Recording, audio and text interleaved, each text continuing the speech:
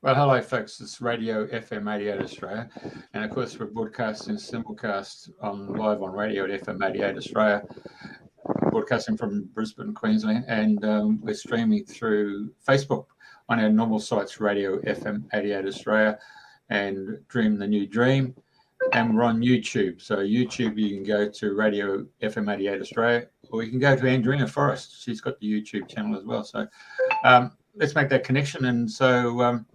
Andrena, it's back to you. Hello.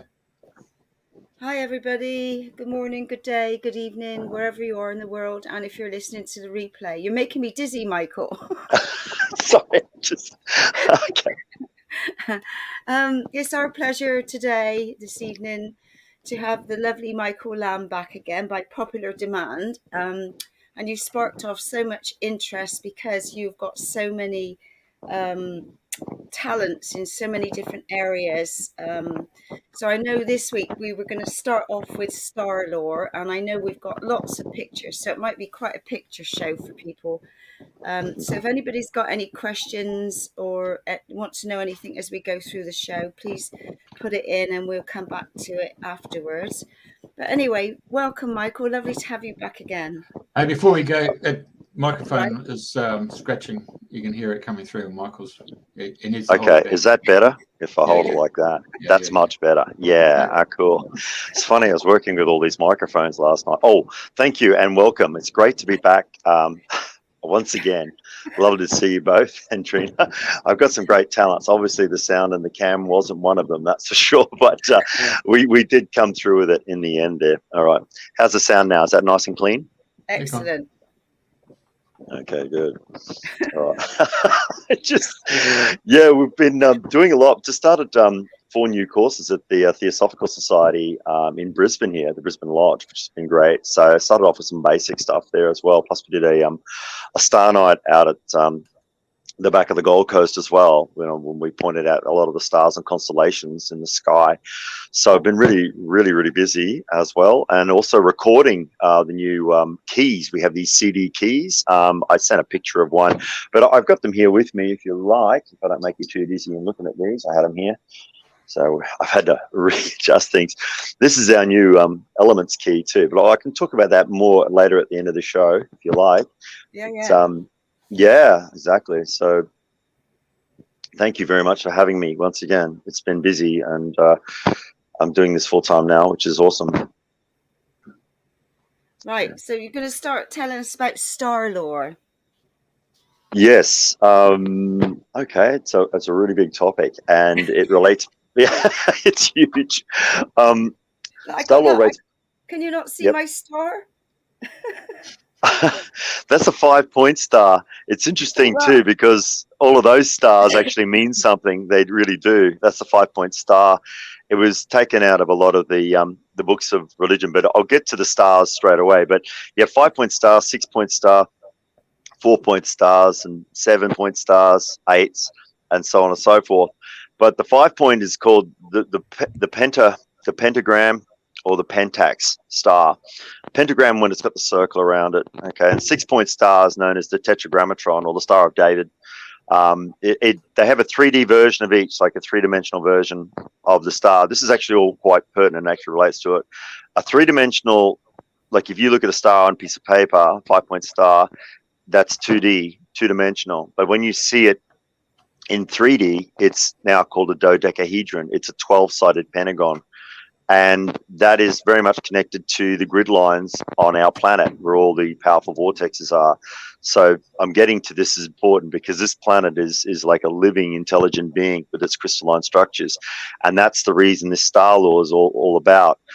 We have a history that is in the mainstream. It goes back about probably 6,000 to 8,000 years, with the beginnings. But we now know with the older sites that are coming out, they don't really want to rewrite the history books now with Göbekli Tepe. We're going about 8,000 to 9,000 years prior. So the original beings that came here, I mean, obviously there's a natural evolution that takes place on a planet with obviously the crystalline structure, the plant kingdoms, and the animal kingdoms. Then you have a natural evolutionary cycle. But somewhere along our lines, we've had intervention by advanced beings. Now, this gets us out of the polarization of things, if you like, to know more about this. Otherwise, people just sit on the fence with creationism or science. But when you blend the two and you find what is really hidden in behind the scenes, you'll find that we had some very, very advanced beings, and hence many cultures call them, well, let's say gods, or we call them extraterrestrial. We are like that too. We're actually ascending to the stars. You know, we're sun beings. You know, like sun is a star, sun. It's interchangeable, and that's really important to learn that. Now, we've had intervention. I'm sure most of the viewers have heard about a race that came out of Samaria, or set that up, because in the timeline, Samaria just comes from out of nowhere. Like they're flat out doing, you know, crops and, you know, fertile hunter-gatherers. Then suddenly this civilization is like virtually built out of nothing. And there was a lot more of these civilizations around. They were built and put about by a race called the Anunnaki. And they come from the Orion sector of our galaxy, particularly in that constellation Orion. It's in between Taurus and Gemini, if you see it in the night sky. If you're in the southern hemisphere, you look to the north, or basically just straight up, you can't miss it. Sort of to the north there, you'll see it. And if you're in the southern hemisphere, it's in the southern hemisphere. And if you're in the northern hemisphere, you would look the other way, as it were. But Orion, the main star we're going to talk about, well, there's three main stars. There's actually a lot of stars in it, but that constellation, the main star that they came from, or that star, is Rigel, Rigel. And it's a super blue giant, blue-white giant. And, of course, all these stars have their own planets or planetoids. And the Anunnaki came to this culture to save their own world, as it were. Now, there's books called by Zecharia Sitchin, very well written books, very well researched books, and we have a lot of star maps that are laid out on this planet. So we believe some of the original builders of the ancient temples, they go back a lot further than we know about. We've got Samaria there, but these Anunnaki were also connected to other races that were already inhabiting this place too, because this planet is a very, very valuable piece of real estate. We've had a lot of things happen in this solar system alone, let alone actually what's happened in the galaxy. There are other races that we'll get into. We have the Pleiadians. They have their major stars in the Pleiadian constellation. Pleiades isn't far from Orion. It's just in Taurus. You can see it. Every culture that we know of seems to have a name for the Pleiades. And their main stars are Atlas, Pleione, Maya, Taygeta, Sterope, Electra, and so on and so forth. A lot of the ancient fables and mythology, you must understand, are not just centuries old, but are millennia old. And we have a saying in alchemy, you know, that BS doesn't last for millennia. You know, what happens in the news or what politicians say weeks ago, it doesn't mean much, really. Okay, that's the Pleiades system there up on the screen. So the seven sisters. So most of the cultures around the world, if not most, all of the one that I've studied, seem to have got a connection with these stars, these Pleiades and these Pleiadian beings. And now we're having a lot of the light workers having a lot of connection with these beings. And they're actually what we call in star lore, they're humanoid.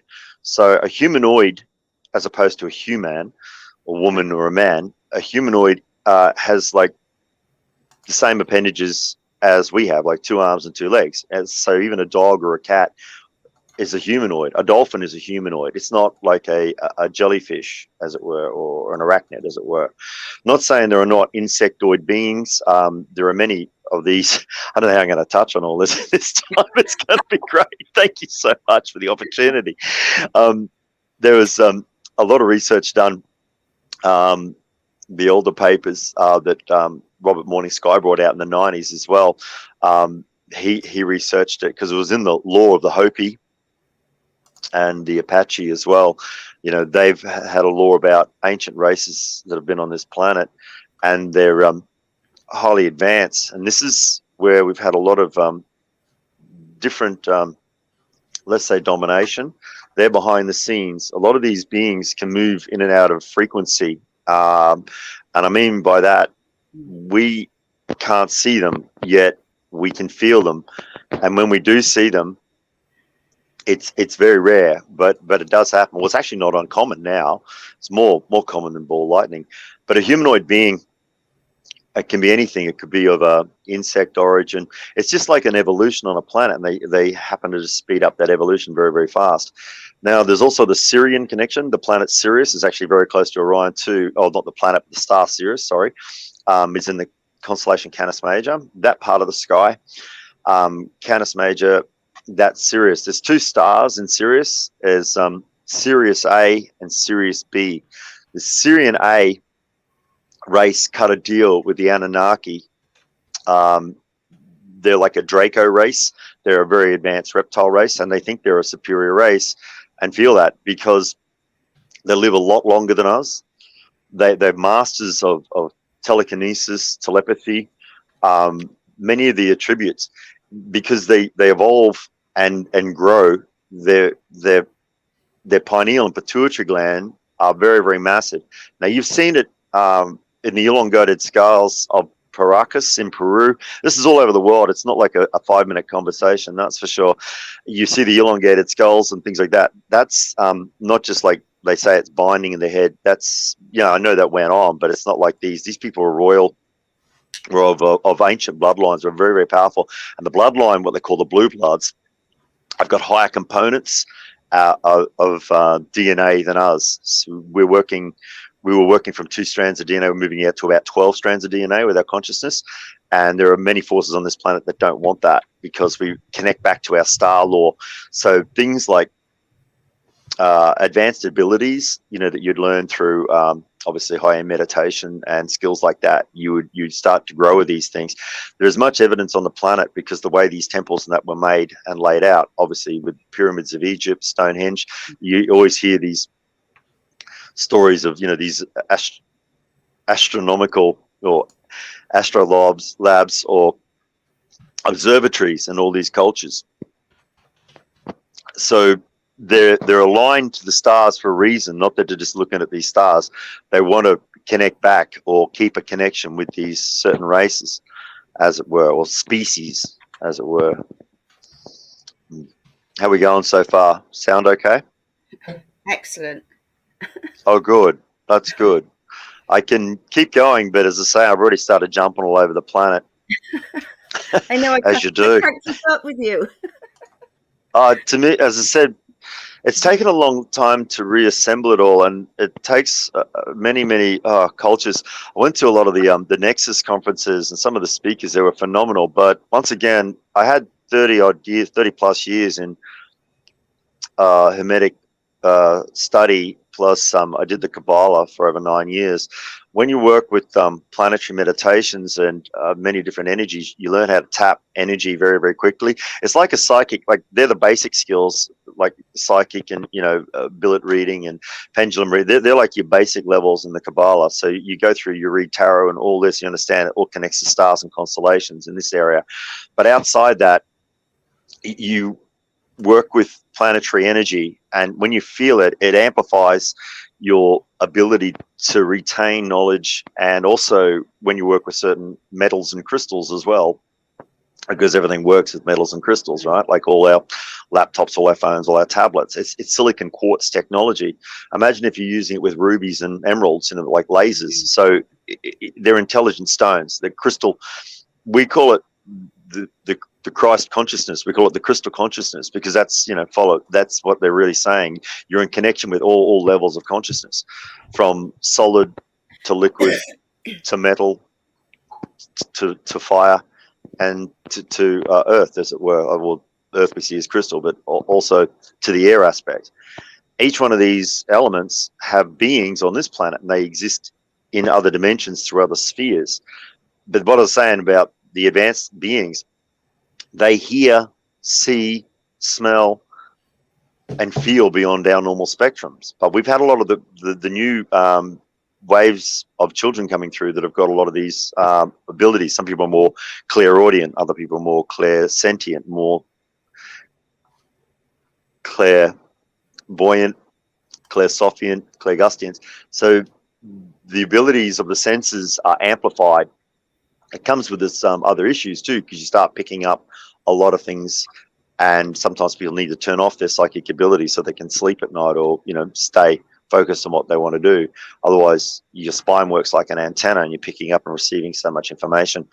And 30 to 70,000 thoughts a day is enough. That's usually what the average person goes through. So yeah, the star law, the star seeds beings, we are of that. We are sown from the stars. We have like a natural evolutionary aspect to our bodies, but there's an intervention. We say it, we call it, we have the star law DNA within us, and that way, when you activate it, it's not junk DNA. The RNA connects and activates it at a super rate. And remember, of course, DNA spirals. Everything works as spiral. Spiral is spirit. Okay, everything, spirit is life force. Everything has to have a spin or a spiral on it.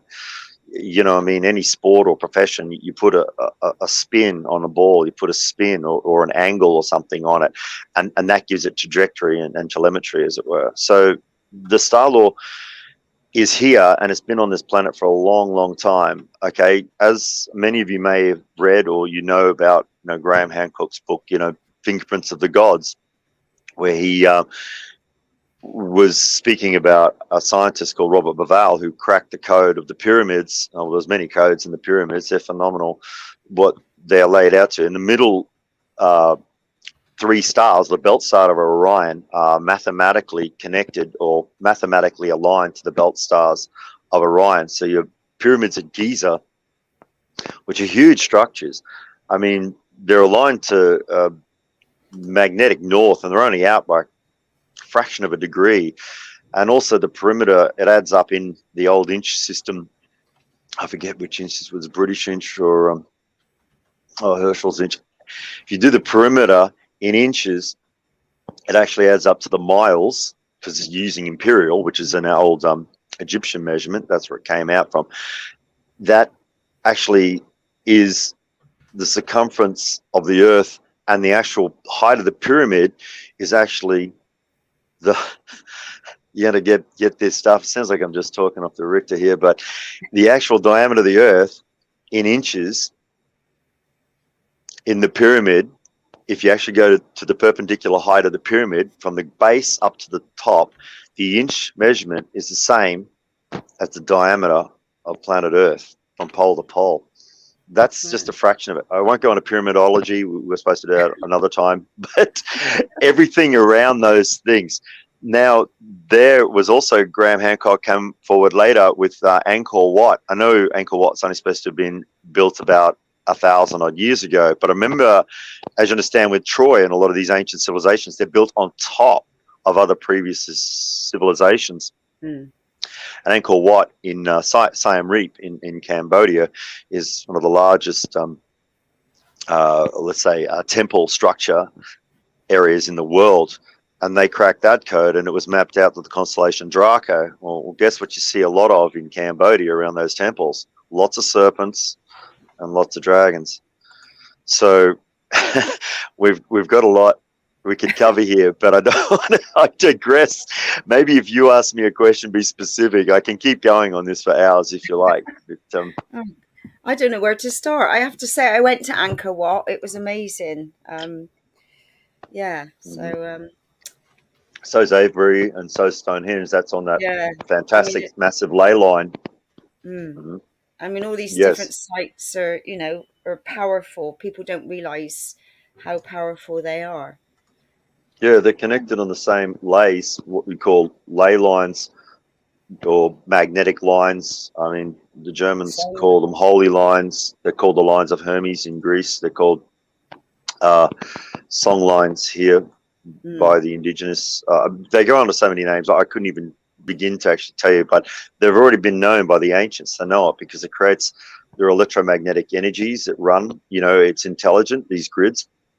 And most of these sites, I think there was something astronomical, like over 3,000 sites put together on these vortex points or these ley lines where they connect. a lot of the Druid groves where they were, and then they knocked them down, you know, the plants of those massive oak trees, those huge trees. They started putting up the churches and the baileys and a lot of the fortresses and a lot of the castles and obviously a lot of those places. So an example of a large vortex would obviously be the Bermuda Triangle. Okay, so there's over 2,000 people gone missing there just in the last, I'd say 70, 80 years, and countless amount of aircraft and boats, and not just commercial, but, you know, military as well. So that's all been documented. And there are 12 of these powerful vortexes on the planet, and then there are all the sub-vortexes. And as we want to talk about in our star law here, there's also stargates on this planet. And now it all sounds like I'm taking this off in the movies, but all the movies, yeah, the other side, yeah, they hide it in plain sight. That's how it's done. Everything you can imagine. So it all, if you talk about it, you sound like you're a conspiracy theorist or a blithering idiot or whatever they ridicule. But the dream is the dream, and we're dreaming the dream here. And when you wake up, this is part of the gifts we get, you know, as we become more aware through training, you know, meditation, our love. We wake up in our dreams, and it's just called lucid dreaming. It has many other names. Other people call it divergent, inception, when you wake up on the other side in your dream and you're waking up. And it's another big key to how you move in and out of time space, or what we call this three-dimensional plane. A lot of people think time is, you know, invented by people, you know, that they did the 60, you know, the 60. So it's not. Time is actually connected to gravity and space. And when you understand toroidal fields, this is how you get in and out in between realms, planets, and dimensions. You don't use fossil fuel. That just doesn't work. You move space around the craft. So you got to understand how the shape of space works. This is how these beings can arrive in many, many different types of crafts being spotted now. You know, there's the triangular shaped ones. There's oh my goodness, vortex sources, the cigar. That is a huge area. There's many ufologists can talk more on that. But as you know, there's actually a lot of them actually being built here, and it's all under the, you know, the guise of whatever. And once again, you don't have to believe a word I say. That's, you know, it's up to you to do your own research. So I say to people that want to study this work and move into it, because it's, you know, about ascension and understanding. We are phenomenal beings. We're not just, you know, meat computers or meat puppets or just protoplasmic beings. We do this through the soul and our spirit. You know, soul is basically your astral body, and, you know, it's your personality, it's your character. It's not your mind. Your mind's part of the deal, so your physical body as well. But soul is a different consistency to your spirit. Spirit's your drive. And that's what connects ourselves to the sun and all the planets. We're that on a large scale and also on a molecular scale. And we're virtually at the center of the smallest quark or electron. If you moved to that, you'd see yourself at microscopic, minuscule levels, and then you can go to the massive, you know, galactic size suns and constellations. Huge, you know, there's so many galaxies, and where our planet's going now, we're heading towards the Virgo cluster. And behind Virgo, there's just hundreds, thousands. I don't even want to use hundreds anymore. It's just like millions of galaxies, very, very powerful. Even we have powerful galaxies that are very close as well, like the Andromeda galaxy. And they're another race of star beings that seeded themselves on here for a while as well. It's like an outpost to them as well, keeping an eye on us, as it were. See, they understand frequency, and they know how to modulate it. Just like we're looking into our phone, looking at our tablet, or listening to frequency coming through a radio or a podcast. In between, it's like an ether. All it is the right program and the right device to pick it up. It's like taking money out of a wall, out of an ATM sort of thing. It's the same thing. And all you have to do is to get from one side of a wormhole or a stargate, you just got to know the program sequence or how to move through it. It can be a rough ride if you don't know what you're doing. And yeah, so there are also races and beings that want to get rid of the ancient history. They don't want people to know. They think that they're progressing, and that's why we have these massive wars and these massive battles and these massive conflicts, because of certain. It's just huge. Even before the Second World War, the Germans had a phenomenal space program, and they'd cut a deal for that tech. Their technology was phenomenal, because even in the turn of the century, there was a lot of divergent timelines or parallel universes that were being created. That's why there was a lot more fascination back into Egypt and things like this. So different hierarchies cut different deals with these different beings. So they cut a deal with the beings from Aldebaran. That was the Germans did that too. So once again, a lot of them in Operation Paperclip, they migrated back over to the US, and obviously that they set up NASA. And once again, I heard when I saw Bruce Cathy speak about 13 years ago, he was picked up by one of the alphabet agencies, and they took him over there because he worked out a lot of the ley lines. And once again, he wrote several books, Harmonic 33 and many of the other books. So obviously it was very, very interesting to the powers that be. And he said about what's you see on the surface of these space programs is only a fraction of what's behind. I mean, the craft. I mean, how come we're not going to the moon anymore? What's going on there? There was this massive space race between the two superpowers in the world, but now, they're still going. They're all right. There are bases on the moon. There's bases on Mars. There's bases and build-outs all out through the solar system, because you had so many different beings. They've got like a galactic council, the Star Law.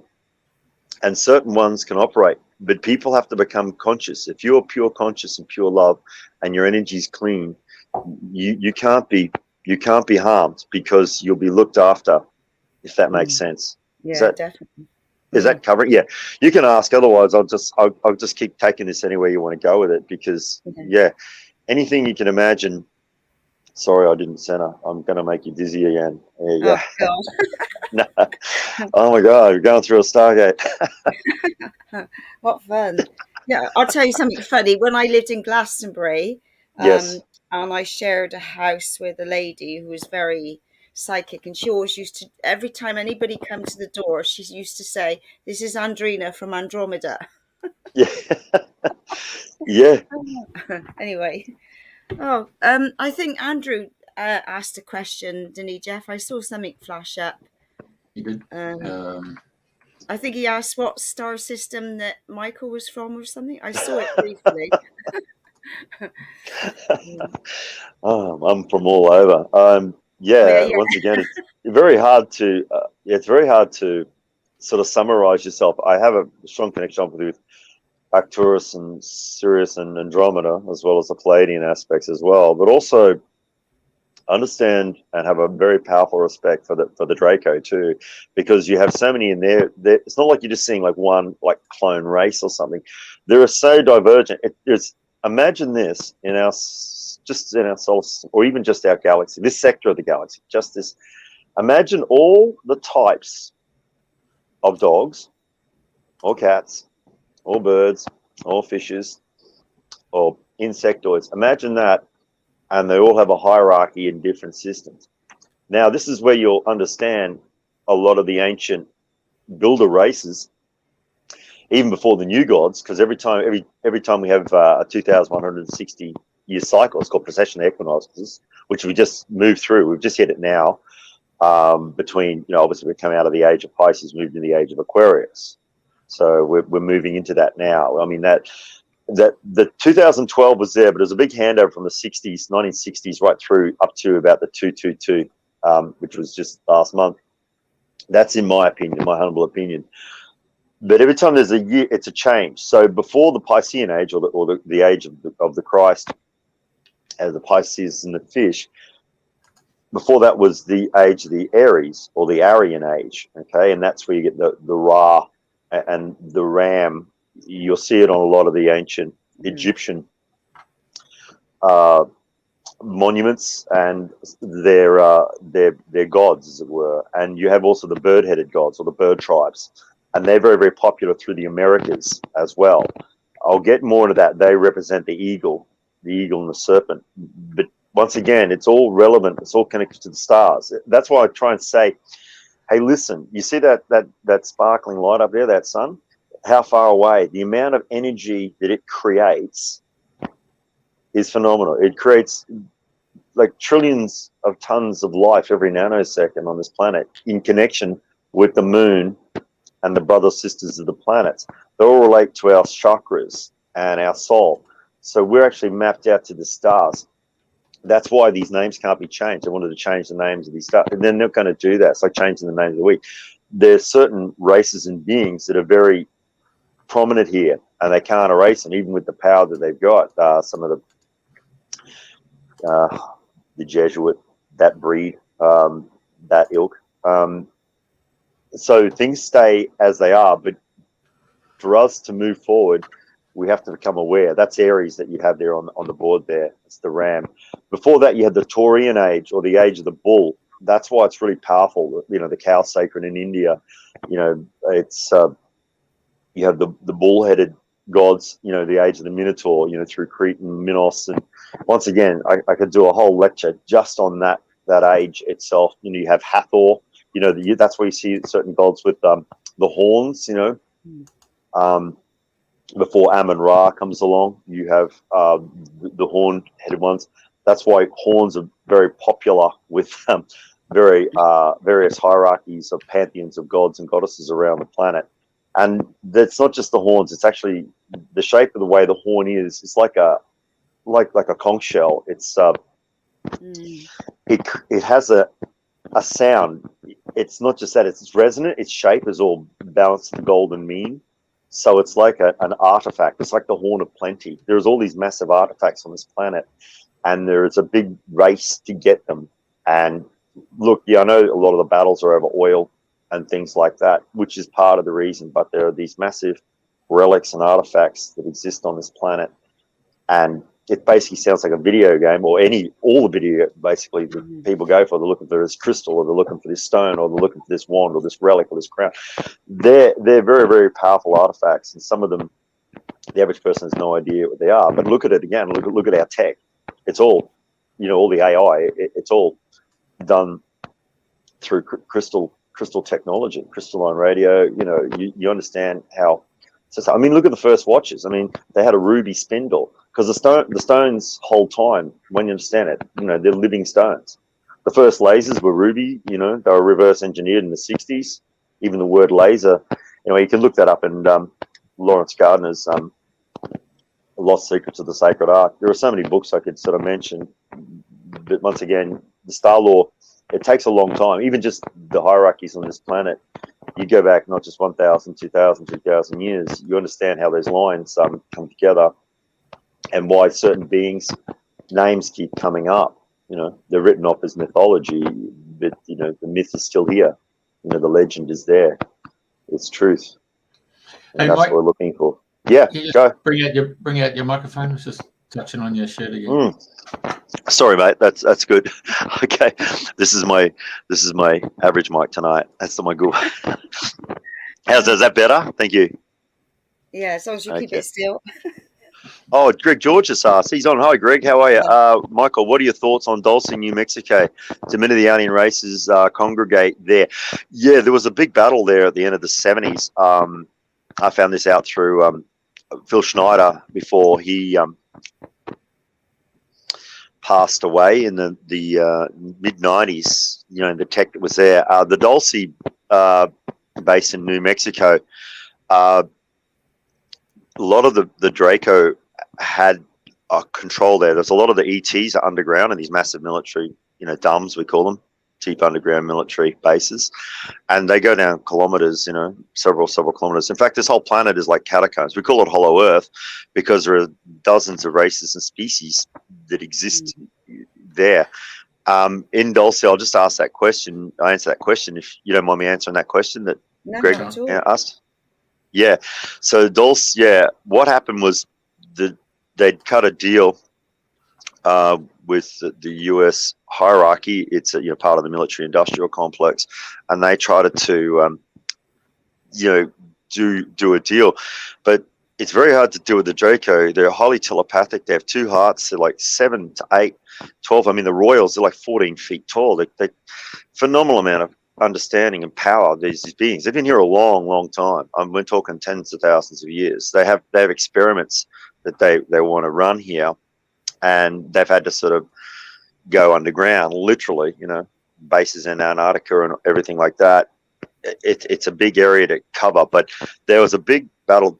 The military said, no, you know, we're not giving you any more territory because they're taking over more, because a lot of the dump, they're all connected. There's bases by maglev trains or mag trains, all that sort of stuff. All the tech, it doesn't go on the surface. It goes underground. Hence why there's billions, if not trillions of dollars go missing in these budgets. Anyway, getting back to the story, I'll just say it. There was a big firefight. So they sent in the Navy SEALs, from what I remember and what I gathered from my intel. They went there, and these you know, Navy SEALs, they're very, very, very powerful troops. They're very switched on. They're very highly together, and they went up against the Drake, and they were just completely knocked out. They were just slaughtered. They didn't have a chance, because if you understand about the super soldiers programs on this planet, if you understand that, you'll understand the Drake love going up against people. They love it. You know, they think we're an inferior. Yeah, they think of us as food, like you think of a steak. That's what they look at us like. So yeah, they had to cut a deal with them because they want to stay incognito and keep doing their stuff. It's massive when you get into it. You could check that out probably on a few different sites. I don't even know if you can get them anymore, if they haven't been taken down, but many of the great talkers speak about it. So you hear about these dragon beings, or these reptiles or reptilian beings. It's been documented a lot of times, but they write it off. It goes hush up, gets buried. But they're an incredibly powerful race. They see themselves as warriors, and they were in, not just there, they were in Montauk, you know, after like the Philadelphia experiment, all that as well. So that was all hushed up. But back in the 40s, they did that. They got Tesla in on the Philadelphia experiment, Nikola Tesla. Roosevelt got him in on that, and they wanted to make a ship go under radar, but that was the cover operation. But what actually happened, the ship went invisible, but it didn't go invisible like, you know, when they were watching it. It actually moved through time in a 20-year cycle, what we call the 9/11 frequency, when you understand how that works. Anyway, it moved out to Montauk 40 years in the future from 42. It was 42, yeah. So they went up to 82, and there was 3 brothers on that ship, and that was Al Bielek, Duncan, and the other brother. The other brother was unfortunate. He got caught in the armor when it come back, because when you move on a structure through time and space, it liquefies. Like if you went to an ET craft, the metal's like, it's organo metal.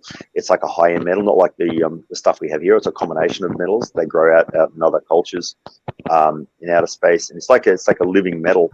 Like if you were connected to one of those massive cigar ships, some of them 2-3 kilometers long, you communicate through telepathy or empathy. It's a connection. You're like, you're hardwired. So yeah, next level up from your mobile phones and your tablets. You know? That's why energy. Because that's Montauk there at the end of Long Island. Yeah, that's where I went. There's another naval base there. But anyway, I've got all that too. That was from Al Bielek. He only passed away in 2012, actually. He came back down time. Time travel is something I was fascinated in when I was a child, and that's how you get in and around, you know, the galaxy. Because if you went in a rocket or a space shuttle from here just to get to the next solar system, if we went to the Alpha Centauri cluster, it'd take you 20 years. Whereas, yeah, see, there's a misnomer here, and people think, you know, I'm an egotist, or I don't care. I don't care what people think of me anymore. It doesn't matter. That nothing can move faster than the speed of light. No, that's just too slow to move around the galaxy, and particularly if there's 2 stars working together, like if there's a binary star system. Light's too slow, you know, 186,000 miles per second. It's just too slow. What's that, about 300,000 kilometers a second? It's too slow. So it's instantaneous. So that's the next level we're moving to, or it's not so much we're going into the future. The further you go into the future, the more one must go into the ancient past. You kind of get it. It's a paradox, because when you understand you're moving out of 3D into 4D into 5D, 5-dimensional consciousness, you can understand dimensions are wrapped up right in front of your face. Dimensions can unfold in front of your face. It's not for the average person to get their head around it, but if you actually sort of work with this stuff, you can understand it. And it's been there, but once again, the powers that be don't want people to access it until they're ready, or they feel they're privileged, like the elites do, and that they're going to do, obviously, Agenda 21 on planet Earth. That's what they're aiming for. But there's obviously a lot of pushback on that. We have a right to be here. Yeah. How's that? That sounding all right? Good? Yeah. Apart from your microphone. Oh, no. I'll do this. My tech isn't great. Okay, it's on my face. That's good. Yeah, thank you. Just when you're moving around, it's crackling away. I know. I like to dance when I go to these interviews. It's important I move around. Keeps things going. Oh my gosh, that's it. I'm really glad it's working. That's it. I'm good. Yeah, just keep still. That's impossible for me. Except when I'm meditating. Yeah, no. I mean, it's just amazing. Like you're touching on subjects that I don't know anything about. I know tiny bits here and there, but so it's all a learning curve for me and a lot of the listeners. So, so what is Andrew saying here? Andrew says apparently Putin captured a recently activated Stargate ship under the desert in southern Ukraine. The thing is, we don't really know what. We know all these things are going on, interdimensional and all sorts. I mean, and like exactly. For some people, they haven't got a clue. They just think we're on the earth and that's it. It's just like, well, I don't know how to express, because there's just like interdimensions, stargates, and all sorts of things. Like it's like another. Whatever. It's just amazing. There's just so many layers and dimensions, and you're crossing through so much here at the moment, which is great. So just keep talking. Thank you so much. That's good. I'm just going to keep this mic sorted. That's it. I've got it really good. It's unreal. I had like 20 mics in the room with my tech guy last night, Cam. We were recording, because just recording these new, as I say, we've just got the new Elements key out, which is good. It's available on our website, which is good. It's just me, where I talk about how to meditate on the elements, and not just doing like silence meditations. You actually build energy, like through physical, mental, and astral energy, through your bodies. So you strengthen it. That's obviously, we weren't allowed to talk about when we were training, and meditate, we will be excommunicated when we were doing this sort of work. But now it's got to come out. He wants to take this to the grave. When you connect it all, it is gargantuan. Well, hey everyone, you wanted infinite consciousness. You want to know what infinite is? When you connect, it just keeps blowing your mind. It's unreal when you see how it works. It's you'll never ever be bored for the rest of your life. You'll always be awake. It's like sometimes you're going to numb yourself a bit just to sort of, oh my gosh, So imagine like if you go for a drive with even a fraction of this knowledge, I did about 6,500 Ks driving through Europe about 6, 7, 8 years ago, and it was like deja vu.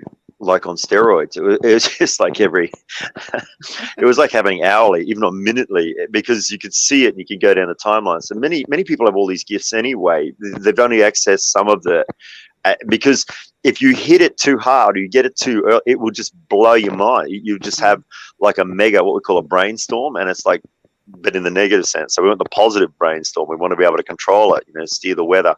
That's the next level. That's the way the Druids and many of those cultures, and everyone can say, oh, there's a negative side to this culture or negative side of these beings, but there's also a positive side as well. So that's when we do the tree of life or the flower of life and the fruit of life. You actually neutralize yourself. You're polarized between masculine, feminine, negative, positive, up, down, in, out, old and young. It's like you'll always be in touch with your your younger self, your 10-year-old, your 5-year-old, whatever age, you can slow down the timelines.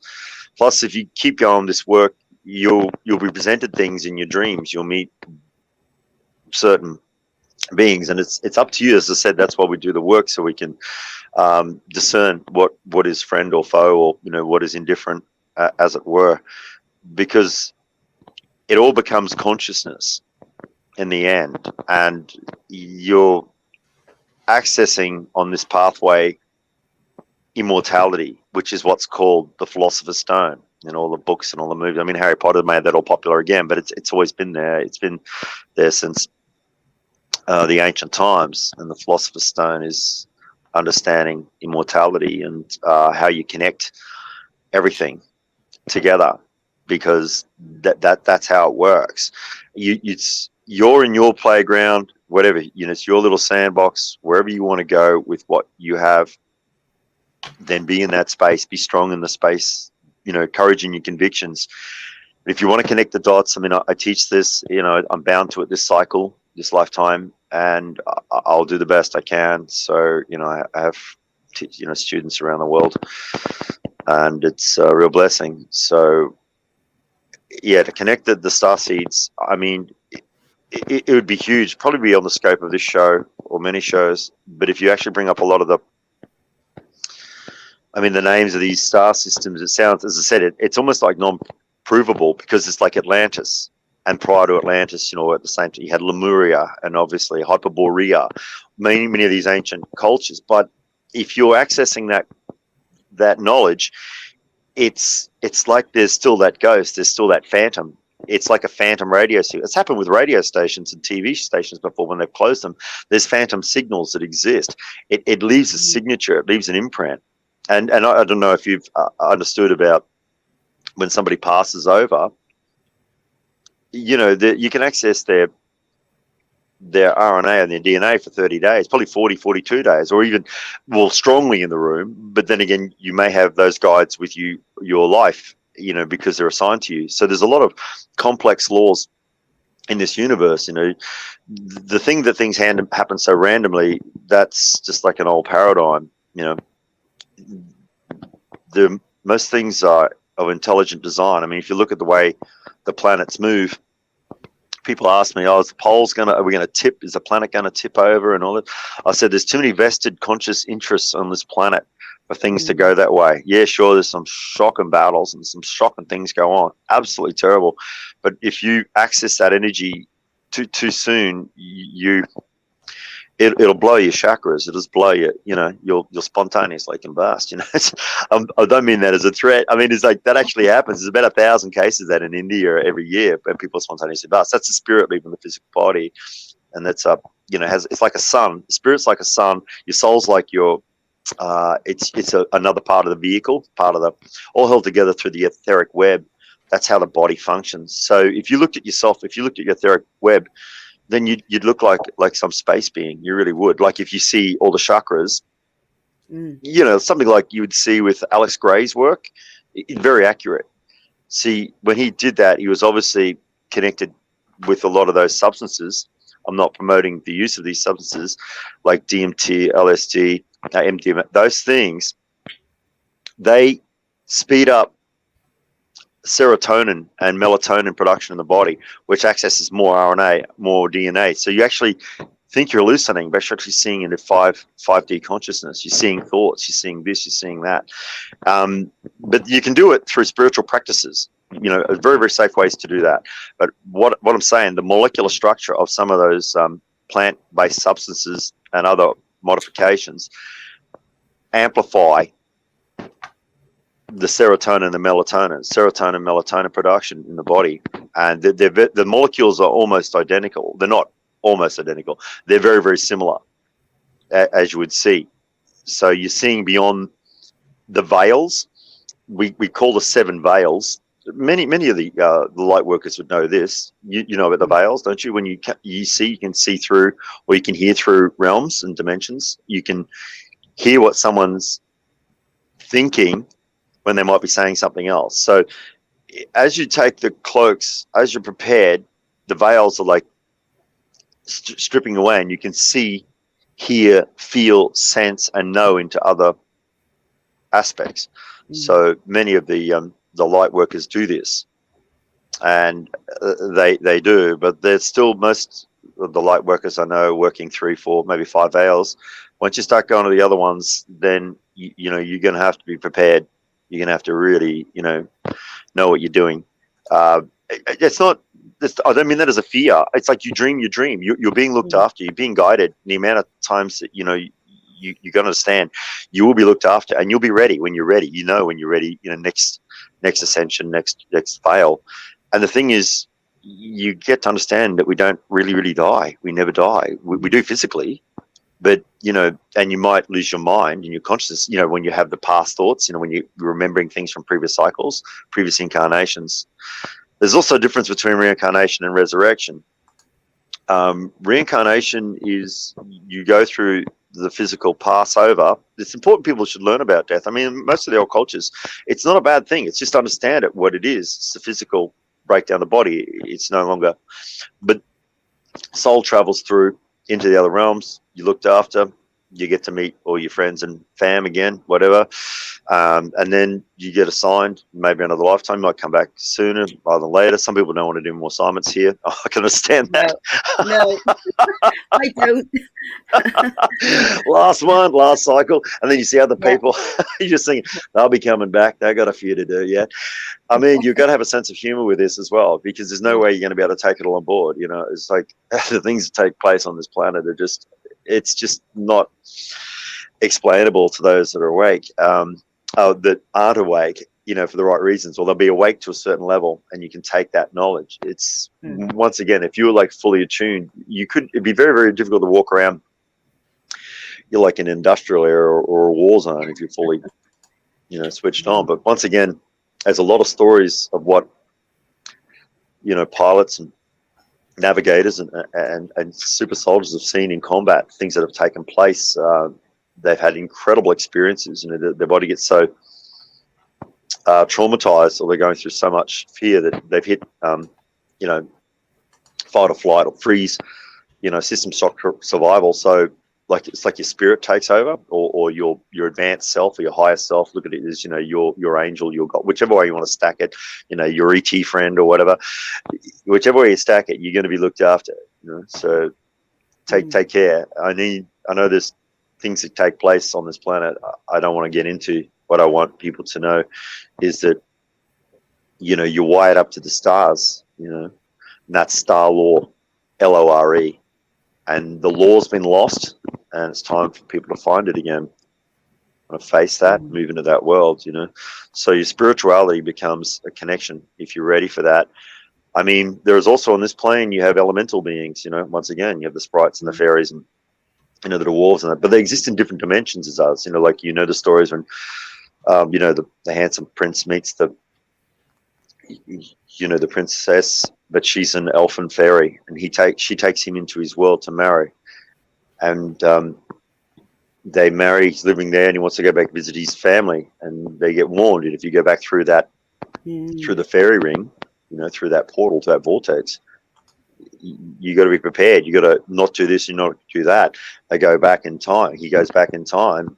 And he doesn't go back in time, back to his land. He goes forward in time. All his friends and family passed on, because when you're in another dimension, time changes. It speeds up or slows down. People think this is constant, but it's not. Time is like an ocean. You can access it at different places in various ways, as it were. It's like, that's why you see on a Stargate, it's like a liquid face around the 9. You see that it has 9. The 9's the key as well. If you understand numerology or advanced numerology, I'm a number 9. Yeah, 9. Well, yeah, exactly. Well, even Nikola Tesla said 369. You understand that? You're going to understand, a lot more than the asleep people. That's for sure. The 9 is the key. It works 369. And if you understand how the 9 works, just the look of that number, if you look at, that's how galaxies move, how tornadoes, hurricanes, and they work either clockwise or anti-clockwise. And you can also access time through your dreams. You can but that's again, that's dream law. If you understand that, many of the cultures around the planet and the elders and the shamanic teachers have explained about that. So it's like, yeah, you can access that. But once again, if you go through time, you have very much responsibility. You're not supposed to touch or access. You know, thou shalt not intervene, as it were. Just be an observer to learn. Many warriors have been seen things when they've been on the battlefields, and I've seen it in the timelines in my life as well. I got taken there. I wanted to do this work. Oh my gosh, yeah, it was like you got taken across the battlefields and you saw the absolute carnage. It's been phenomenal. But what you see is like these like Valkyries or like these angelic beings or whatever, and they take the souls away to process and then take them through realms and dimensions. But it's a very complex thing. There's a really good book, Ruby Studwitz. Hang on, because my thing dropped. It did too. Yeah, Studwitz. Yeah, he's passed on now. He brought a book out, Pawn of War, as in pawn on the field. You know, like a chess piece. See that? Yeah, that's a really good picture. Thank you. Yeah, that's the a spiral galaxy. They work in different systems, so it's a spin. This is how water works too. It creates vortexes and skerries, and you have, once again, like tornadoes or water spouts, and that's what happens in tornadoes. A lot of people don't understand.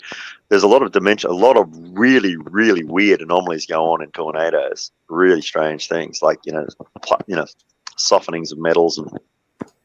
But that's all about how spin currents and things work, you know, or waves on waves on waves. If you know what you're looking at, it's like a 9 on a 9 on a 9. It's a very powerful number, and it's sacred to the Draco. You know, they're called the Law of 9. You know, you look at an 8-point star. Yeah, it's the center. It's like the 12 apostles or the 12 tribes of Israel or the 12.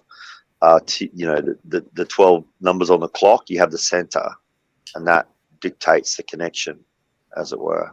Yeah. How's that? Does that sound okay, fellas? Just making sure. Yeah, it's amazing.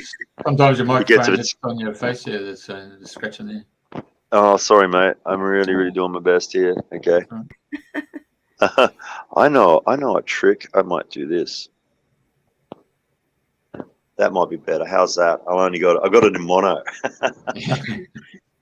Go on. That's good. Yeah, I need in stereo. Okay. Oh gosh. Yeah. Thank you so much. No, it's a real honor to be here. Now, do you want to keep going with this, or do you want to move on to symbology and symbols? Can we backtrack and the little key that you held up? Oh yeah. This is the elements one. Right. So is that to go in a computer? Yeah, absolutely. That one there. It's got my logo on it. Everyone see that? Okay. It's a USB. Right. And it's got all the meditations for the elements that we've worked on as well. And it has information, you know, plus all the notes and all the credits and things like that. And it has the books that I wrote. Yeah, that's my logo. It's a very interesting logo, that, because it's actually my name and Alchemy put together and creates an X. It's really cool. X-Men. Yeah. Well, they're real. There's people on this planet that have got advanced abilities, and they need to learn to wake them up. So yeah, the Michael. So it's 7 letters in Michael and 7 letters in Alchemy. Alchemy is almost like a reverse. It's like if you look at where the lines go, I won't go into that. It's a lot to explain, but it's my symbol. That's another show, is it? Yeah, that's another show. Oh wow, it's 2035. Hey Mike, how you going? Hang on, my wheelchair's stuck in the door. I'll get there. Exactly. This is the next one we're putting together on the planet meditations. This is it. My friend Cam and Vesna, she's been helping me so much with a lot of this work as well. So can people buy them off your website? Yeah, they can buy them online. Yeah, these were normally, they were 30. Where are we? Okay, I got to go. I got cameras and bloody things everywhere. I don't know which one's which. Oh, exactly. Yeah, he's a genius. No, I'm a mad scientist. It's great. Okay, that one there. Okay, it's a lot of info on there. that'll help you. But it's only the meditations. Once you start to get it, understand how to build the substances of the universal forces in your body, you get access to so much. And this isn't the only way to do it. You might have your way of doing it, but this is, it's a USB key. Okay, just go straight in your USB slot. Universal serial bus. Wow. I mean, look at the numbers and the names they use on all these computers. They're hiding it in front of your face. It's gorgeous. I'll answer the questions as soon as I can. Here's another one. I might do private Q&A for some people because some of the stuff's so sensitive at the moment, and I'm trying to stay positive with everything here. This is the new one we're doing with the planets. As I say, we've got the planetary meditations, how to meditate on the planets. I mean, this is a lot of the Franz Barden work that we learned in the Kabbalah, as well as many of the other teachers. Right. Because when we're doing that, well, the beauty with the Kabbalistic knowledge is you can work with any culture. You work with a lot of religions, a lot of philosophies, and it's kind of got it right back down to the really stripped down basics. But the basics got so much power, so much oomph, as it were. You can go out there with all the excessive knowledge that I talk about, but once again, you come back to basics, and as you build on the basics, you got a more solid foundation, as it were. Yeah. So we're wired up. We're wired up. How cool is that? We're actually running all these planetary energies through us. So yeah, this is one I recommend. This one here, it usually we was some $39, and we're doing them as a special now. They're $25 on special. These ones here, and send me one. Yeah, I will. I shall indeed. Okay, and there's a new planetary one we're just putting together. Really, really proud of this one as well. So yeah, that one's got all the meditations from the sun to Pluto. We decided not to put the moon on there because we're doing another one on the moons, not just our moon, because there's a lot of power. I do the meditations to the moons, but we've got Io and Ganymede and Callisto, and you've got Titan, and that they've got a lot of energy as well. They're quite present. So yeah, meditating on the planets. As you know, we have the Roman, yet there's lunar. The Greek name is Artemis. Lunar. And that's where lunacy comes from on full moons, where people freak out. They got too much, massive amount of liquid, tidal energy going through them. Yeah, when you understand it, it's cool. So it's like advanced astrology, astronomy, numerology, but it becomes like a cosmology. And it's really cool, because I think it answers or connects a lot of things that you were learning, over the years, and you haven't sort of done much with it, and then it connects, it goes boom, boom, So that's why I teach Hermetics. The beauty about Hermetics is, from obviously Hermes Trismegistus, the thrice born, whose name in Roman is Mercury, and obviously in Greek Macedonian is Hermes, the messenger of the gods. That's a very, very interesting planet to work with because it gives you access to a lot of areas.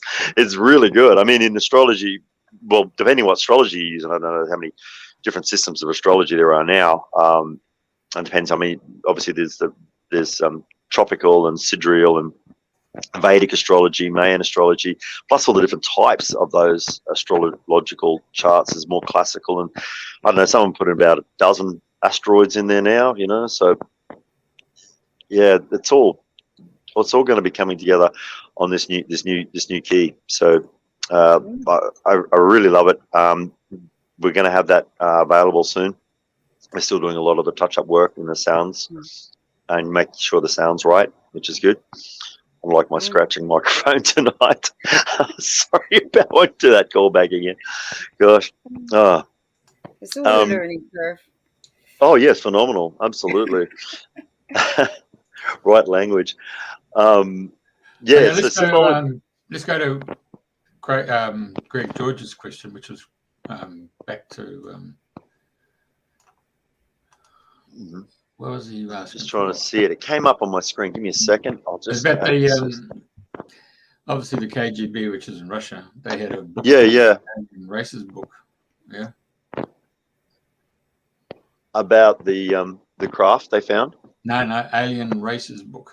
I'll put it up. The question. Oh, the alien races book. Oh, yes.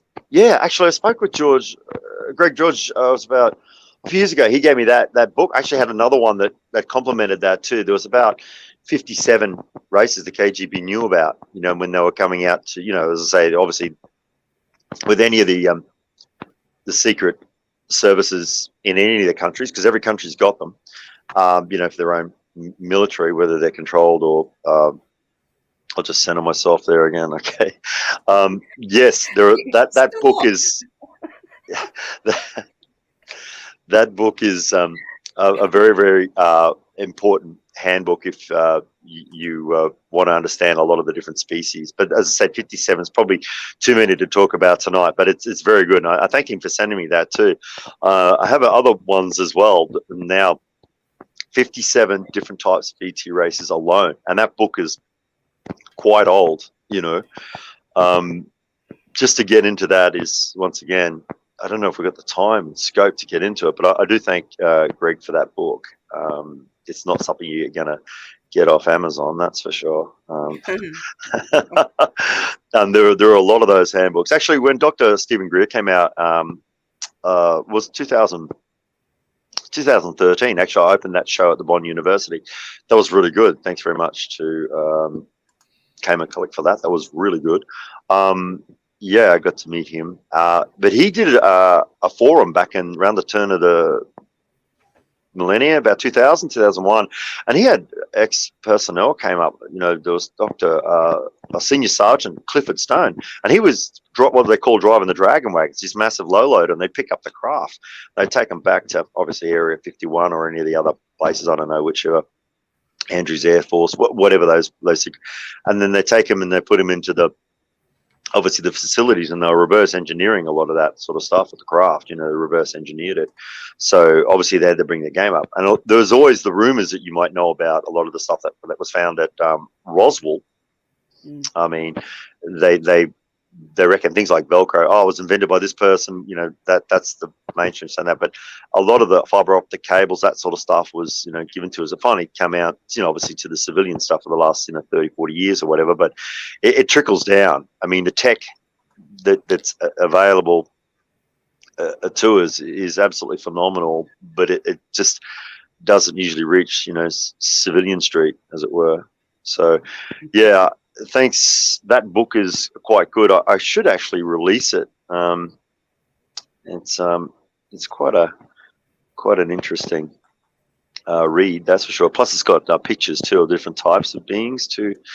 So there's a lot of different. As I said, like if you can imagine all the different breeds of cats or the different breeds of fish or whatever, that's what you're sort of looking at as well. And some species, they're just going on a journey through space looking at things. But once again, I don't know, there's like a grid locking down around the planet at the moment with a lot of the satellite stuff too. So very, very hard to discern all that information. You've got to try and prove it. You've got to try and triangulate your information and get as much high quality intel as you can. And that's why you always trust your gut feelings on things. Thanks so much. Symbology. Yep, I'm here. I'm going to shapeshift again. Polymorphing, that spell is called. If you're going past the average Wiccan and moving into that sort of work, yeah, polymorph. Okay, so we were talking about star seeds, and then yeah, obviously most people relate to constellations and galaxies based on their star signs. Yes. So are we referring to the fact that I've just thrown up Aquarius here, but I mean we can go to the next Aquarius one. Is there's a couple of big powerful stars in Aquarius. Those names, a lot of the star names were around the 10th century. They said a lot of the Arabian names, Phoenician names, some of them go right back, as well as you've got all the Greek and Norse mysteries sort of thrown in there as well. If we looked at the zodiac, each of the stars, so if we looked at, say, certain constellations, there's usually a massive star or a combination of stars that give it its energy. So if you looked at, say, Scorpio, you have Antares. That's the main star in the system. It's like the heart of the scorpion. When I pointed it out at one of the lectures. So you have Antarian beings, and they're an advanced race too. But for me to go down the whole scope of, oh my God, their history, their heritage is phenomenal. Plus, they learn a lot through their battles. Yeah, exactly. There you go. You brought it right up there on the screen. Yeah, Antares is just right there, just towards the claws. that's it. It's a red giant sun, about 500 times the size of our sun. So it creates a lot of energy. Once again, if I went through most of the constellations, it's the big stars that give it the energy. Sagittarius, Kraus, Australis, Hummel and Aries. Taurus, you've got some powerful stars as well, star systems and starseed beings. Obviously, the Pleiadians are there in Taurus. Aldebaran. There's the Crab Nebula and the Horns. The Hyads. The Hyads is another combination. They're supposed to be the sister star race of the Pleiadians. Hyads, Hyaides in our English language, Angle language. Language of angels, language of the angels, language of the angels, language of the angles. Yeah, so as you go through it, and that's just in our 12. So, that's kind of like an elliptic that our solar system's growing through, or our sun, our solar sun, is growing through those stars. It's like she's on a learning journey, and her planets, they're all growing through time and space on these massive fields, these massive wheels. Are all the suns connected to each other? Yes, in many different ways. That's a really big question. Greg George has asked that question. It's a very good question. But many, it's like a tribe or a culture, and it has a bigger influence. But when you're under the influence of this particular sun or this constellation, which is a 30-degree segment of the sky, or 30 degrees, and then you can divide each one of those degrees in, you get another partition again. What we call this 10 degrees is a deacon, okay? And if you get all 30 degrees, and every one of these days on the wheel, different influences take place. So you might see angels as ETs, but you might see them in the classic form, because that's how your soul astral mind communicates to you. It's like how you communicate with symbols in your dreams. You're given symbolic or signs, and it's up to you to read that, if you're connected to it.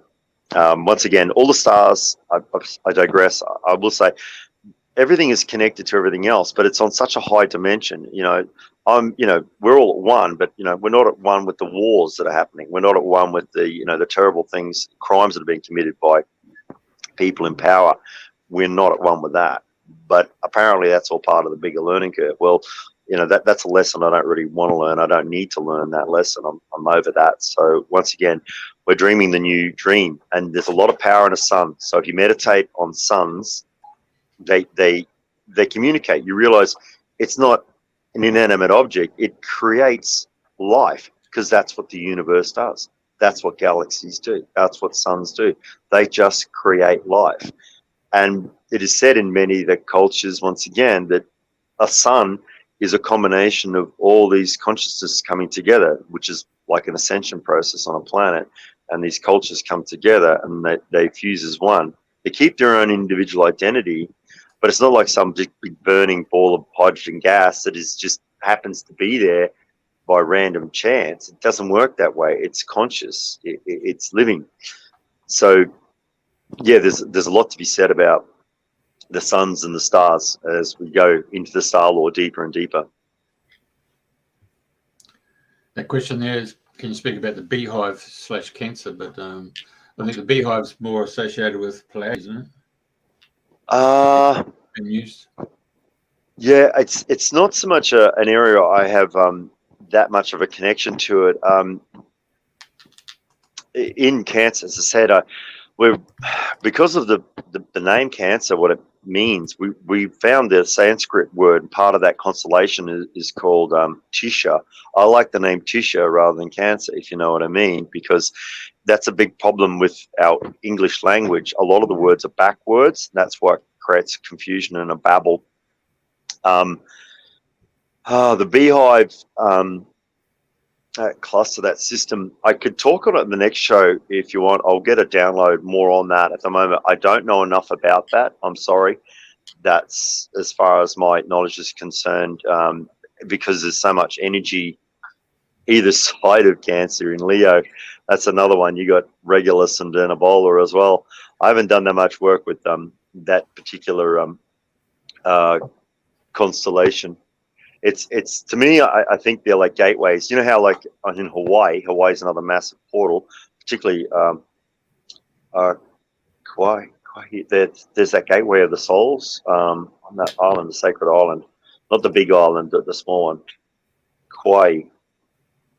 There. So once again, there's where energy or intelligence comes in and out of this plane, this planet, as it were. So it's just like simply, if you did a psychic reading for someone and you were doing a distant reading, you basically project your consciousness there and you read the energy signature, as it were, and then you can read that energy.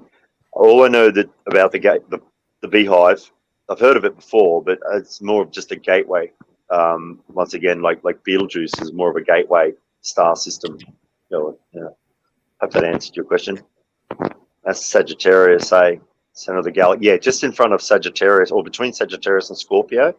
Actually, if you actually looked at the ancient maps, where the arrow of the centaur points is to the center of the galaxy. So the centaur shows you the center of the galaxy. The centaur. More about hybrid species on this planet too, because that's some of the things that went in. The different humanoid things that went on. There was a lot of that. They were splicing a lot of DNA. That's where the Enlil and Enki thing. Enki was a master genetic scientist. So there was a few beings that, minotaurs, centaurs, satyrs, the half goat people, those sort of, they exist in other realms and dimensions. You see them on the astral plane quite often, or not quite often, but depends if you're looking for them. There was a lot of them. I experienced that energy around Venice. Powerful. Oh my gosh, they were blown out that I could see them. I was blown out that they could see me. Well, they connected to the conscious, because if you go to a certain area and you emit a particular light or a particular energy. But anyway, that was my personal experience. So anyway, I know I do digress. So there are more systems. I've done a lot of research. There's a lot of stars up there. So I can recall. I just see certain ones. I just say it's like a gateway. We did that presentation at Cam and Liza's. Was fantastic at the property that night. Remember, we saw the 5, 6, 7, 8 of those dots. We thought they were going to be satellites, and they just stopped at Betelgeuse, and then they disappeared. That was pretty cool. I didn't prepare that for the night. That's for sure. You were there, yeah. Gosh, oh my gosh, that was Once again, I was actually getting to that particular. I'd already put some energy out for it, and then it put on a show. So once again, the star law. You are star law. You are star seeds, and that's one of the big secrets that wants to be taken away, hidden, or away. The powers that be want to try and keep people dumbed down, obviously through certain substances like fluoride and blah blah blah. But we want to be awake. We want to dream the dream. And there's a really powerful combination of letters too that's still present in a lot of words, and that's the combination of E and A. When you get that together, EA, in Sumerian, I think it's the ancient Gaelic, Celtic, or many of the ancient languages. I think in many of the Americas, they call it Aya, EA, which is another name for Enki. Okay, the genetic scientist. But once again, people can have their own opinions about that. But he was here, and then his big brother come over and took over. And that was Jehovah, God of the Word. That was Enlil. So anyway, that story, and it permeates through Mesopotamia and the Middle East, and also they had a sister Ninkashag when they had the big nuclear battle way back when. Ninkashag moved to Asia, that area then, and set up a lot of the serpent temples, that kind of culture. She was a genetic scientist as well. She did a lot of stuff. Absolutely. That's exactly. She seeded the Adam Cadmon, the Homo sapiens sapien, that our current strain. But where we're going now, Homo superior, one of those, I don't know, acronyms that they use. yeah, that's where our DNA is going. Because what Enlil did, he wanted to try and stop what Enki was doing, because Enki genetically mixed his own DNA in the blood pool. So you've got that happening, and those people that wake up have got that. And you don't have to go back far. You know, you got to go back about 1,000 years. You'll be related to stacks of royal beings, you know, all over the planet. You know, go back even 2,000 years. You know, you'll probably have that connection somewhere. And Nicole, she did the falcon breed, you know, as well as the lion breed. You know, humans with lion features. Oh, the lianoids, the cat people. Yeah, it's very, very strong in the race. It's like the Leonids, I think it was the Leonids. That's it. Yeah. Yeah, the cat people. Yeah, where you see like the cheetah head, or the lion beings, and also the panther, all those sort of cat people. Yeah, very, very intelligent. That's why cats were like domesticated out of Egypt. I'm using Egypt as sort of that whole area, Mesopotamia. It's just a source. There's no. It's just that I can just sort of map it from that area much easier, and the spread of the different tribes and races out of there as well. So, yeah. Well, if you're immortal and you've been living for a couple of million years, I mean. Yeah, well, as I said, you can only access so much, at a time. As I said, to say it, as I said, it was funny when I first started working this work. I was so excited to learn it, and I wanted to talk to people, and they just looked at you like an absolute, you know, what size straitjacket would you like, you know, that kind of thing. And extra large, please. Exactly. Do you have an orange? Yes. And you have to have that sort of thing. And then in the end, it's like, oh, there's a lot of, I can't talk this. Even people that are progressing, you can only say so much at a certain time. But, you know, you gave me this really good opportunity to talk about the star law and the star seeds. It's such a massive area. What is the power or origin meaning of the word earth? You mentioned EA as.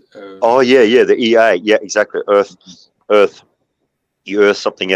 Once again, I believe most of the words in those powerful words have several hundred meanings. The origin of Earth, well, originally, I believe that's its name. But once again, we look at it as Gaia. Once again, when you see these combinations of vowels and consonants together, it gives it a lot more energy, as it were. That's why you have silent G's or silent N's on certain words, because there's a hidden meaning. So, yeah. But anyway, getting back to Earth, there's other names for it. Terra firma, Terra, T-E-R-R-A. That's like when George Bush said, we're going to have a war on terror. Yeah, they're just telling you straight up what they're going to do. You know, that line, straight up what they're going to do. You know, they're going to create a war on Earth. You know, so Earth is powerful. So she's our teacher. You know, like if you looked at that combination Kabbalistically, E is fifth element. Okay, A first. So that's etheric, air. R is Ra, gold, earth. Then T earths things out. T is your earth. And then H, highest feminine concept, highest feminine common principal letter, the H. Yeah, that's why when you have PH together, you got masculine and feminine, balances things rather than just the F. F works under law. That's why, you know, it's you've got to be understanding. Yeah, words create worlds. You know, in the beginning was the word. Yeah, you got to understand the language. There are other languages to it, but you can't use that in a common sense or a common text. It just, when you know it, that's why many cultures chant. They chant, and they wail.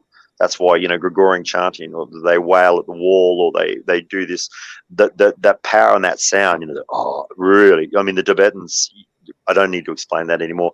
That's another lecture, you know, on color of sound and number vibration. What's semantics? You know, you hit the number, the frequency, and the stones, you know, they levitate. Anyway, I've got books on that if you want to do it. It still goes on today, particularly in Tibet when they're building things up on mountains. They just communicate to the stone and they know the frequency, and boom, boom, boom. You think these people, they're very switched on, but they don't give it to the West, you know. Well, you'd have to be very close to them. There's more on that later. I'd like to talk more about that. Yeah, I'm sure living stones. Elevators are not interested in knowing that. Yeah, exactly. Thanks very much for your questions too. I know sometimes a little bit divergent or a bit skeptical in answering them, but not for the wrong reasons. It's just sometimes it's beyond the scope. I just move so much. you know, you got to be careful because you're just going to go straight down to so many tangents. So basically what I'm saying is the stars are suns and we are sun seeds. We are star seeds. That's why like Hollywood uses, you know, galaxy of stars, or they're a star. Or Australia, they have the logos. A logi is a god, L-O-G-O, logos, a logos. You have a logos, you label, you have a sign, you sign your name, it's an autograph, you sign your signature. Because even if you sign your name, you take that with you into the astral plane as well. It works as above, so below, as within, so without, because that becomes your symbol, you know, or not so much your symbol. I was going to get into that. I'm really glad I'm not getting into too much on the signs and symbols. It was a huge area. So basically, that's what I was saying about each of them. Yeah, well, each of the zodiac signs have their sign, and the difference between a sign, a symbol, and a sigil, you know, or a glyph, is understanding what it means. So glyphs are more to architecture and structure, but you could still say a glyph is like, you know, like the symbol for Aries, or for Leo, or for Sagittarius, or for, you know, Virgo, or whatever. So that's a sign. It's kind of like an icon on your desktop or on your home computer, or you know, or it's like an app on your phone or your tablet. It's an app. You just tap it because you've already encoded the energy into it. If you've meditated on these constellations or these planets, that symbol, it's just shortcuts all the complications of going through all those processes again. Like you've nailed that, you've got that. So once you see that symbol, you can access the encryption, as it were. You know, it takes you through to that place, or it takes you through that knowledge, as it were.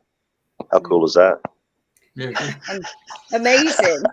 It's a universe in a universe in a universe, isn't it? This is the mystery school. It's virtually a mystery school online, as I said. And if you want to study with me, I'll put up, I'm just working, actually I've got my website open at the moment. I'm just about to sort of just mod out a lot of the courses, and there's going to be a lot more online courses where people can learn from me. Obviously I'll have a better mic set up and camera. Sorry, got to keep doing that callback. Oh my gosh. Yeah. What time are we wrapping this up to? Because I'm running low on battery and I can't charge. So yeah, it's been an absolute pleasure. Jeffrey, Andrena, I love you guys. Thanks so much for having me back again. So we'll be doing another course. We've got one coming up at the Salisbury Centre as well. So if you want to put that up on the site, as well as I've been doing the Theosophical Society in Brisbane.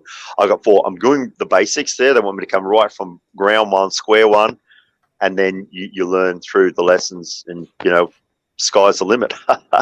Pardon the pun, shocking pun. Yeah, you will learn, and yeah, you won't go just in 4 directions. You'll understand the 7 directions. So yeah, north, south, east, west, center, up and down. Cool.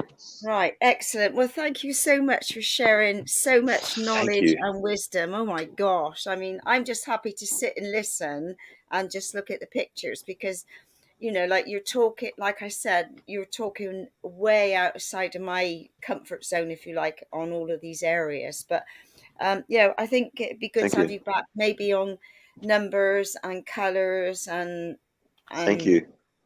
Well, it could be sound, it could be all sorts of things. So if you're up for it, we'll book you in for another slot later on. Oh, that would be lovely. Thank you so much, Andrena. It's gorgeous. So everyone, big hello out to everyone in the UK. Sorry, I was just going to say, if people want to know to do your courses or anything, then just to go on your website. My website, yeah, michaelsalchemy.com. Yeah, michaelsalchemy.com. As I say, it's probably open and being edited at the moment. I've probably put up about too many. Anyway, it's good. The basic courses and the new ones are coming up as well. So that's my next part of my next adventure. So, and if you know a really good PA, let me know. I need a hand to do this stuff, because editing fries my head. Yeah, I'm putting it out there to the universe. I've got really, really awesome friends and family. I'm very lucky. I'm very blessed. I love my life, and that's what you wish to do. Love your life. So thank you very much for adding to dreaming the dream. It's been wonderful. Thank you so much. Well, thank you, Michael, and we'll have you on another time, and we'll take it from there. Thank you. Thank you very much. Okay. Thank you. That's our man. Very good. Thank you. Hang on a sec. There you go. And I'll Thank just you. put your, hang on a sec, we've got questions coming up. Hang on. Oh, God, Q&A. Yeah, just whatever works with you. They're all thank you. Okay. Well, thanks so much. Yeah. Thank you. Well, thanks, Greg and Yvonne and Andrew. And Yvonne. Thank you, Yvonne, Well, for tuning in from Adelaide. Yeah. Yeah. And Greg on the Gold Coast. Yeah, everyone on the Gold, all around Australia, all over in the UK, yeah. all around the world for that matter. So thank you so much. Much more to happen. And yeah, I'll get a lot more of the people connected to it. So it's wonderful. I'm looking forward to doing a lot more of this work. And I'm going to get very, very busy this year, I'm sure. So already am now. Thank you. Okay. And we got. Thank you. One more there. Some through. Oh, two. Jeez, they're in there now. They're flicking in.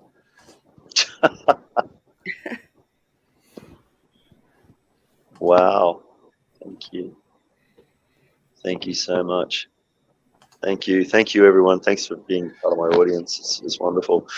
Wow. The reason I've taken time to put those up is purely because we would go to 8 different broadcasting sites. And so when they put their post up, it's only on their post, but what I'm trying to do here is share it on all the other 8 sites and platforms. Okay. Yeah. All right, so that's why we're doing that. Michael, there you go. Oh, thanks for the patience. It was like, I said, I couldn't believe it with the sound, and the one thing went after another. I was like, I'm like, chill. We're going to get this game on. We're going to make this. I know I made you dizzy, but it's all right. We got there. Thank you for your cosmic patience, Jeff. Thank you, Jeffrey. Thank you. Okay, so Friday night in Brisbane, Friday night, 29th of April, 7:30 at the Salisbury Centre, 183 Lillian Avenue, Salisbury. Yeah. Yes. That's the 29th, isn't it? Yeah, 29th of April. That's right. Yeah. Kick it off. What time you want to kick it? About 7? 7? No, 7:30. Yeah. 7:30 is better. That's good. It gets everyone to get a chance to get home and get cleaned up and after work or, studies or whatever. So, yeah, it's good. 83. I'm just going to type that up and just put it up there before we jump out so that people can see it later on. You guys carry on talking there, just as Salisbury and Brisbane. Okay.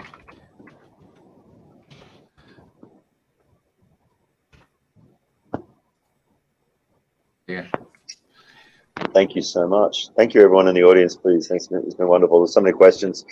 And sometimes when you get asked the questions, it's like you got to slide through your consciousness to sort of access it, and you just got to do the best you can with what you've got and what you're going to be given as well. It's kind of like you're doing a reading. So, yeah.